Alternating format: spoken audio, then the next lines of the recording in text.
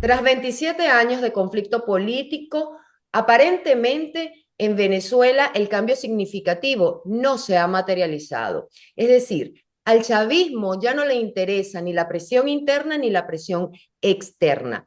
Varios hechos se han dado en estas últimas semanas y el país sigue igual, sumergido en una crisis con una represión que va en aumento. Vamos a hablar de esto el día de hoy como invitado del día aquí en mi programa Cara a Cara. Él es el doctor Alfredo Rojas Calderón, consultor en comunicación política electoral, gubernamental, institucional, empresarial.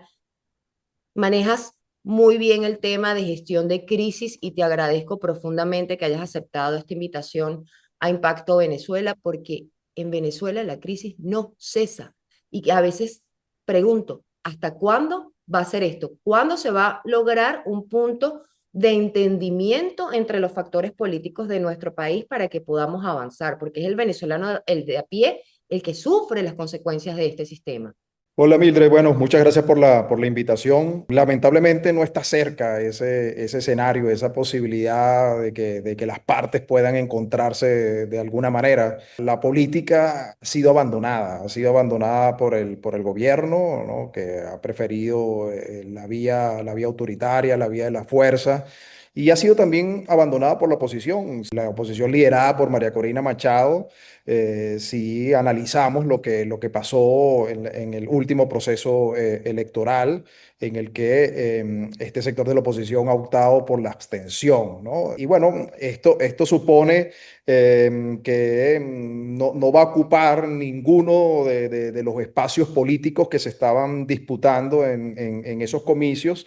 Y esos son los espacios naturales de la política, esos son los espacios para que las distintas partes se encuentren. Ese proceso electoral se planteó desde un falso dilema, lo que es desde mi punto de vista un falso dilema, que es el de no votar y votar, el de la abstención e ir a votar, y también sobre otro falso dilema, que es el de la ilegitimidad y la legitimidad. Y bueno, lamentablemente la oposición en este caso, la oposición liderada por María Corina Machado, optó por la abstención, que ya digo que es una no estrategia, es decir, no es una estrategia, sino una no estrategia, es una ausencia de estrategia. Pudo haber plantearse otros escenarios en la perspectiva de llamar a votar, ¿no? Y sin embargo, pues bueno, esto no se dio. Pero llamar a votar, hay personas que sencillamente no porque lo pidiera María Corina Machado, sino que decían ya, no voy a votar, ya no creo en el CNE con lo que ocurrió en la elección del 28 de julio, que se robaron las elecciones, que eso era una farsa. Entonces, no es nada más lo que promovió María Corina Machado, sino que mucha gente por su criterio propio dijo, no voy a participar, me cansé. Entonces, ¿cómo hacerle entender al venezolano que no se deben abandonar los espacios? Ese es el papel que le toca cumplir a María Corina Machado en este momento, del lado de la oposición, precisamente orientar, guiar a los ciudadanos que hacen parte de ese sector político. Lo peor es no hacer nada, que fue exactamente lo que pasó. Y además, no perdamos de vista algo, no perdamos de vista algo, que la abstención es un medio, un recurso del gobierno, del oficialismo, que ya ha utilizado y ha vuelto a utilizar para su propio fin, es decir, para su propio propósito, que es cuál, desmovilizar a la oposición, ¿no? De tal forma de que con su bajo apoyo electoral le sea suficiente para ocupar esos espacios políticos. Y Eso eso es fue lo que ha con la pasado, Asamblea ¿no? Nacional y las gobernaciones. Correcto. ¿Y ahora qué viene? Viene avanzar, el gobierno va a avanzar, el oficialismo ya está avanzando, ya está anunciando qué es lo que puede hacer a través de la Asamblea Nacional, que como sabemos es un órgano importante porque al final del legislativo se desprenden otros poderes, ¿no? No solamente las leyes, sino otros poderes, y va a avanzar. Y la oposición, pues bueno, quedó desmovilizada. Es decir, tenía varias posibilidades para movilizarse. Tú podrías a votar y, bueno, demostrar la fuerza que tienes en la calle. Pudiste haber llamado a votar nulo o en blanco o viciado. Esto podía pasar. Incluso en uno de los escenarios, ¿no? de votar, ¿no? Que en los escenarios probables, que era que se produjera un fraude similar al del 28 de julio, pues bueno, se evidenciaba otra vez, ¿no? Que se hacía un fraude en un proceso electoral en Venezuela. Es decir, para mí cualquiera de esos escenarios era más favorable para la oposición que la desmovilización, porque la desmovilización, desde mi punto de vista, es nada, digamos, es que y pareciera, porque a veces se cae en esa lectura errada, no, es que todo va a seguir igual, no todo va a seguir igual. Todo va a ser peor, ¿no? Todo va a ser peor, porque obviamente con este triunfo que tú puedes llamar pírrico, dudoso, le puedes poner el adjetivo que quieras, pero es un triunfo electoral, entre comillas, o en cursivas, o como queramos ponerlo, que le permite al gobierno avanzar, mientras la oposición está desmovilizada, ¿no? Entonces, bueno, tú pudiste haber alcanzado un triunfo, una victoria electoral como oposición en esos espacios intermedios de poder, que es cierto que no es el poder central, ¿no? Que se jugó el 28 de julio y que se obtuvo, de hecho, por el lado de la oposición, pero que bueno, que no se pudo o no se ha podido todavía hacer efectivo, pero por el fraude que se cometió, pero bueno, esos espacios intermedios al final son espacios de poder, ¿no? Entonces, eso se abandona, ¿no? Se abandona, la oposición se desmoviliza, todo sigue como si nada del lado de la oposición. Insisto, porque del lado del gobierno ya está avanzando y seguirá avanzando, Es decir, inclusive con la posibilidad de que desaparezca el voto directo en Venezuela. eso es muy probable, eso también lo había leído por allí en las redes sociales, la posibilidad de que ese voto aparezca y que incluso desde el gobierno, como lo advirtieron después de la presidencial, que iban a eliminar del sistema a todas aquellas personas que no participan, que no están activos, que no están Ujú, participando por las razones que sean. Entonces ahí puede venir una depuración del sistema en donde quede muchísima gente que no participó en esta elección del 25 de mayo y eso se lo pueden llevar ahorita a la Asamblea Nacional con esa mayoría oficialista que no sorprenda a nadie, evidentemente, porque en el 2021 ya ellos vienen con mayoría, pero a lo que iba era con la posición de Enrique Capriles, de Juan Requesens, de muchos políticos de la oposición que decidieron participar y criticaron, cuestionaron también lo que mencionas, que tiene que ver con haber llamado a la abstención, haber promovido la abstención, que eso no se debió abandonar el espacio de votar, pues de participar en la elección. Sí, eran unas elecciones dificilísimas para quienes se propusieron, digamos, para competir con candidatos del oficialismo, ¿no? No sé cómo llamar a estos líderes, porque, bueno, líderes de oposición son, pero bueno, no son los líderes que siguen la línea de María Corina Machado, al menos no la siguieron en este caso de la abstención, pero era un proceso electoral dificilísimo, porque no. Primero tenías que convencer a los ciudadanos de votar, ¿no? Y darle significado a esa acción de votar, de ir a votar, hacerles ver que era importante, que les servía para algo, ¿no? Los Y venezolanos los critican sumamente muchísimo, hay difícil. mucha gente criticándolos. Ujú. Ves los Eso mensajes que tú dices, sí.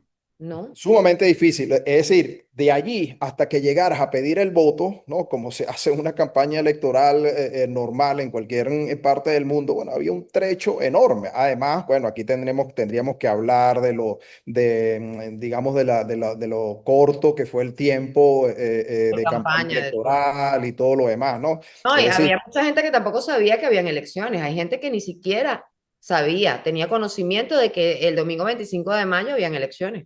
Sí. Ahora, yo me hago una pregunta aquí de cara, bueno, porque ya esto pasó, ¿no? Ya las elecciones tienen unos resultados y son los resultados que son, y ahora toca esperar cómo esos resultados, pues bueno, se van a concretar en la práctica, ¿no? Insisto, en el avance del gobierno, del oficialismo, porque hay que recordar que el oficialismo también juega. Es decir, que a veces parece como que nos olvidamos que esto es un tema solamente de oposición, de una mayoría de oposición, de una mayoría que se expresó el 28 de julio. No, no, no, no, no. El gobierno que todavía ejerce, tiene el poder material en el país, el poder de hecho, también juega, ¿no? Y eso lo tenemos que considerar Claro, cuando se plantean escenarios y cuando se elige entre las distintas alternativas una opción como la que se eligió de la abstención. Pero iba al punto. Mi pregunta es, ¿y qué se va a plantear de cara a las próximas elecciones de alcaldes?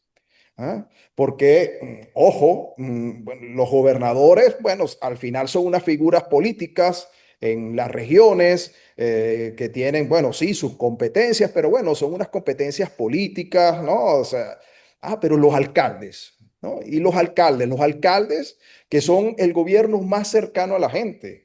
El gobierno que está encargado de garantizar los servicios, el bienestar local, digamos, cotidianos, claro. ¿no? ¿Qué decisión, ¿no? ¿Qué posición se va a tomar respecto de esto? Se va también a llamar a la abstención, es decir, a la inacción, ¿no? A la no estrategia, como digo, a no tener el control de esta cuestión y entonces, que bueno, que se pierdan todos los espacios de las alcaldías que te pueden tener la oposición, que insisto, son los gobiernos más cercanos a la gente, en los que la gente deposita su confianza en primer lugar. ¿Qué va a Claro. pasar con esto? ¿Se va a acompañar, por ejemplo, a los alcaldes de la zona metropolitana o se les va a dejar, digamos, que hagan su campaña? ¿O se va a plantear, por ejemplo, un movimiento, una plataforma ciudadana no partidista o en todo caso multipartidista, pero digamos que incluya lo social? O sea, ¿Por ¿qué qué se... cree que el ¿no? gobierno separó esa elección? Porque normalmente eran las de gobernadores y alcaldes. Probablemente no tenía clara cuál iba a ser la estrategia o la no estrategia de la oposición liderada por María Corina Machado en este caso, ¿no? Porque a lo mejor entre sus escenarios vieron la posibilidad, ¿no? Con mayor o menor probabilidad de ocurrencia de que María Corina Machado llamara a una movilización y de repente, bueno, con Pasara el... lo que pasó el 28 de julio. Exactamente, ¿no? Se hiciera de todos estos espacios intermedios de gobierno, ¿no?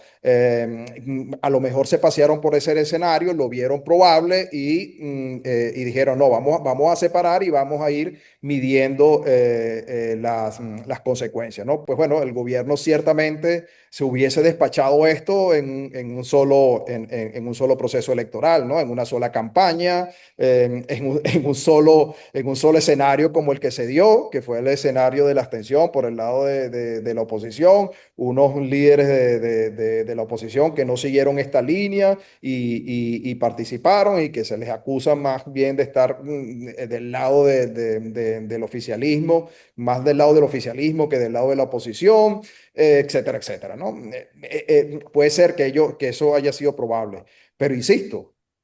Pensemos, ¿no? Si lo pensamos, porque yo creo que el gobierno, el oficialismo, tiene muy, muy claros sus objetivos y también sus capacidades, digamos, con qué cuenta para alcanzar esos objetivos.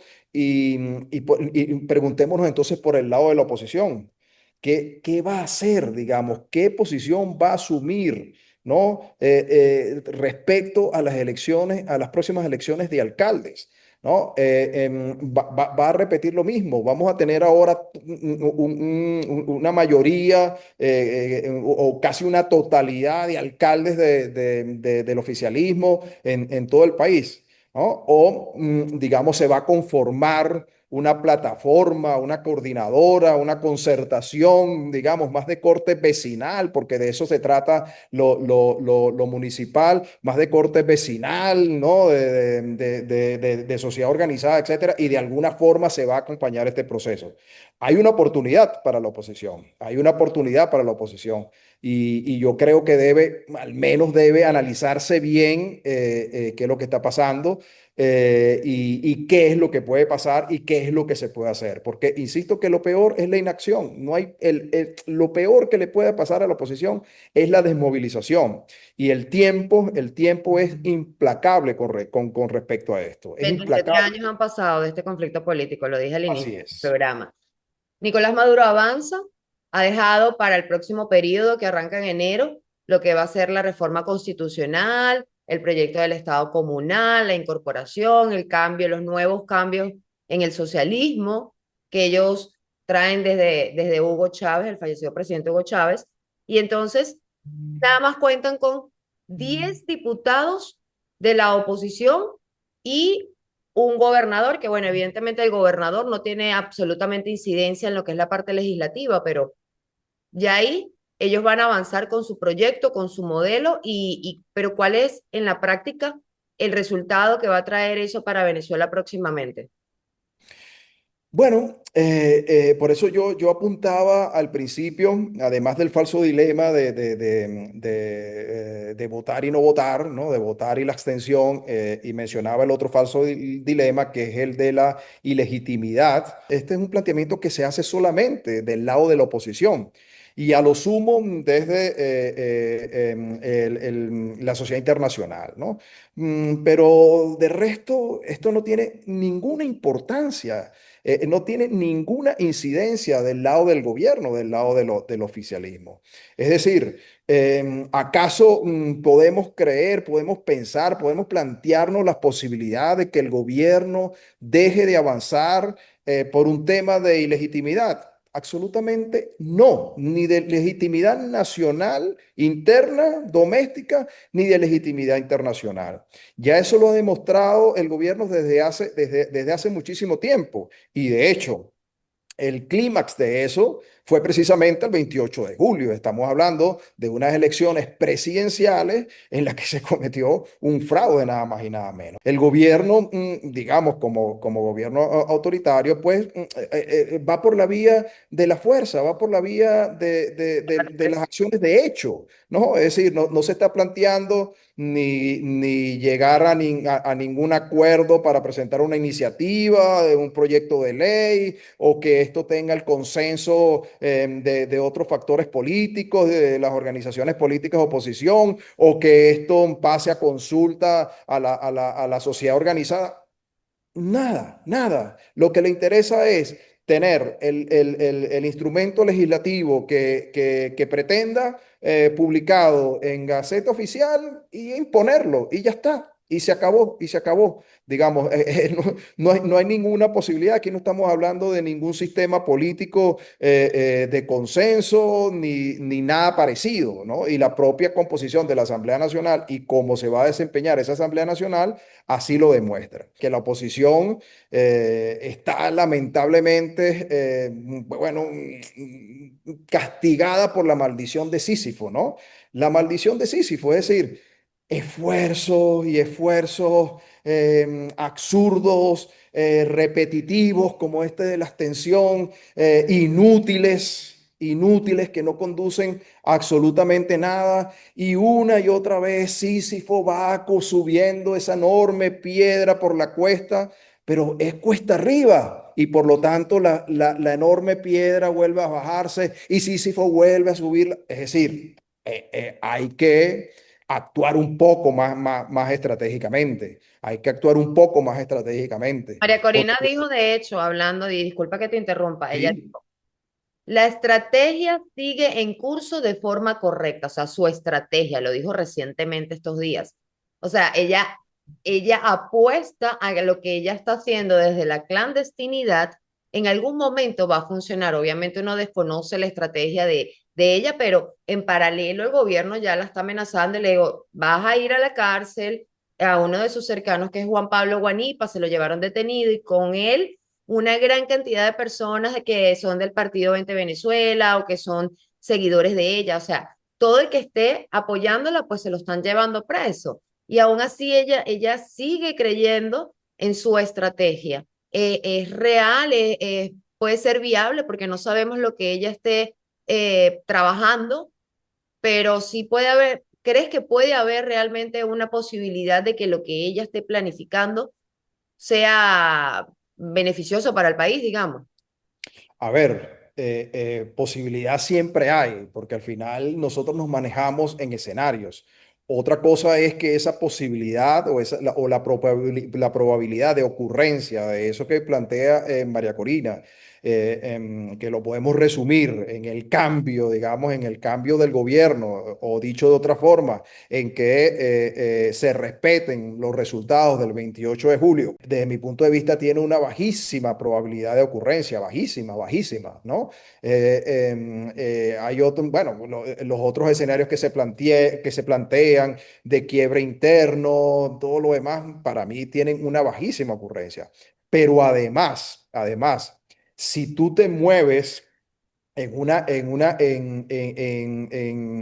un plan que es, digamos, de desmovilización menos que menos. Es decir, porque esto va definitivamente demostrar fuerza, ¿no? Demostrar la fuerza que tienes, es decir, de disuadir a tu adversario, a tu rival, de que, bueno, de que tú tienes una fuerza en este caso, para disputarle el poder, ¿no? En este caso, el poder central. Y eso no está ocurriendo. Yo no dudo, digamos, de que María Corina Machado y su equipo, bueno, tengan una estrategia. Yo la desconozco, pero bueno, me voy por los hechos, digamos, por los hechos que de lo que ha ocurrido en este último proceso electoral.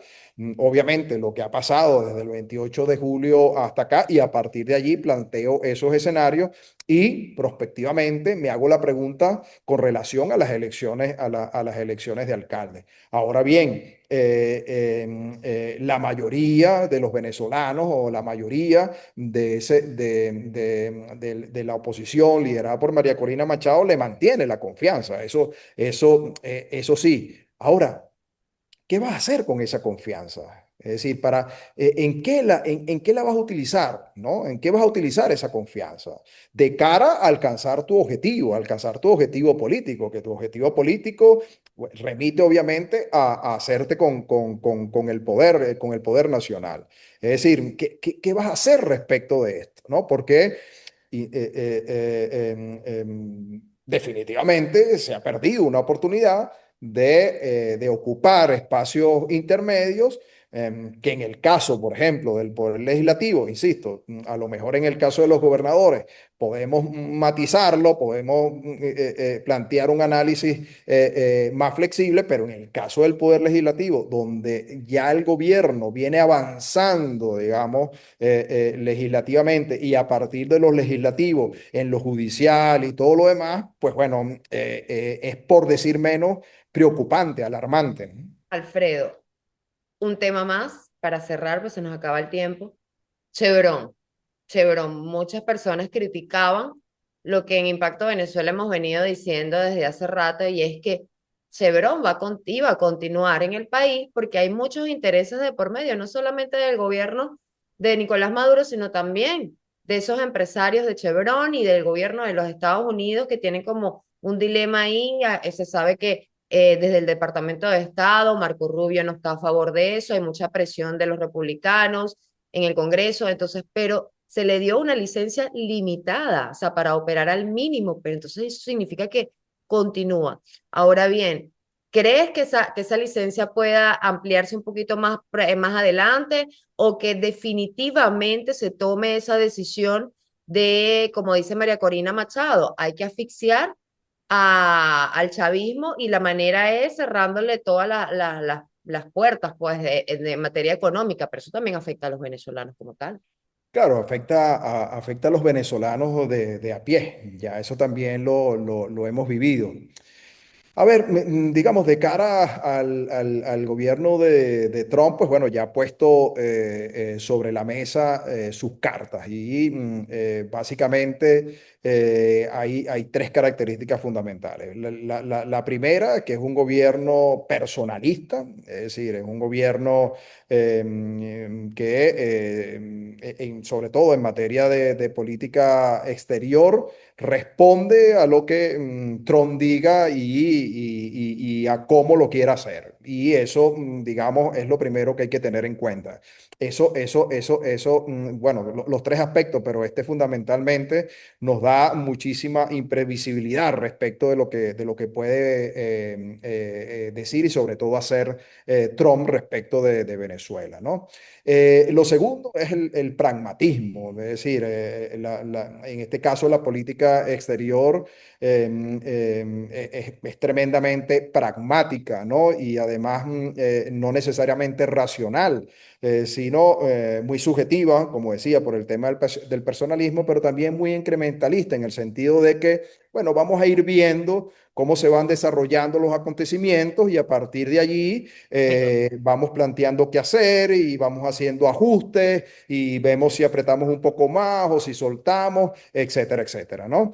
Y la tercera característica que yo agregaría aquí, bueno, es la dispersión, digamos, los esfuerzos ahora mismo desde el ámbito internacional están completamente dispersos, descoordinados, ¿no? Que la agenda internacional se ha complicado tremendamente por la propia acción de Trump. Entonces hay un montón de conflictos, de cuestiones sobre la mesa, de aranceles de la Universidad de Harvard y obviamente esa dispersión, ¿no? Esa atomización de los temas, de los asuntos de la agenda internacional, pues bueno, obviamente hace que pierda relevancia el caso venezolano. Por lo tanto, hay mucha imprevisibilidad en lo que pueda pasar. Eso sí, digamos, lo que Trump quiera hacer y como lo quiera hacer, lo que tenga un sentido práctico, es decir, yo necesito resolver esto, es decir, yo necesito resolver el tema de la inmigración y necesito que estos venezolanos salgan inmediatamente del país y si para ello, pues bueno, tengo que negociar con Maduro y hacer esto, bueno, lo hago y punto, ¿no? Y el tema de la dispersión, que bueno, ya no hay un liderazgo claro en el ámbito internacional respecto de Venezuela. Ese liderazgo, por ejemplo, que tenía Estados Unidos y en el que acompañaba la Unión Europea y otros países de la región. Bueno, Alfredo, muchísimas gracias por compartir con nosotros tu análisis respecto a la situación de Venezuela. Espero tenerte más adelante y seguir viendo este panorama que por lo que has dicho y por lo que muchos observamos también, todavía esto pique y se extiende porque ahora entramos a una fase de una consolidación del poder a través de la Asamblea Nacional, de la mayoría de las gobernaciones. Entonces hay que ir como un día a la vez, paso a paso, porque la dinámica política de nuestro país es muy cambiante.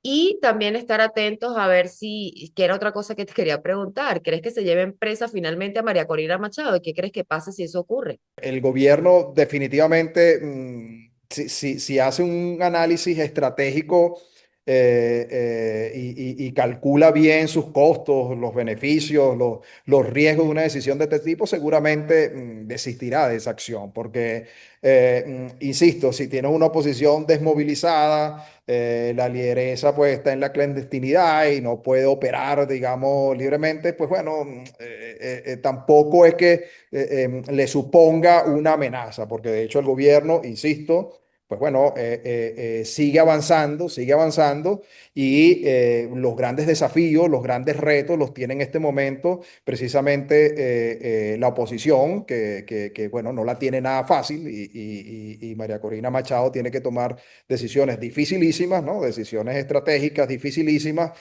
con los recursos que tiene, que son limitados, pero bueno, eso, insisto, no parece amenazar el avance del gobierno, por lo tanto, si lo analizamos estratégicamente, uno diría que es poco probable que lo haga. Alfredo, gracias. Gracias por compartir con nosotros ese análisis. A toda mi audiencia también, gracias por acompañarme cada domingo en este su espacio sin censura cara a cara. Para más visiten www.impactovenezuela.com y nuestras redes sociales @impactove. Soy Mildred Manrique, nos vemos el próximo domingo.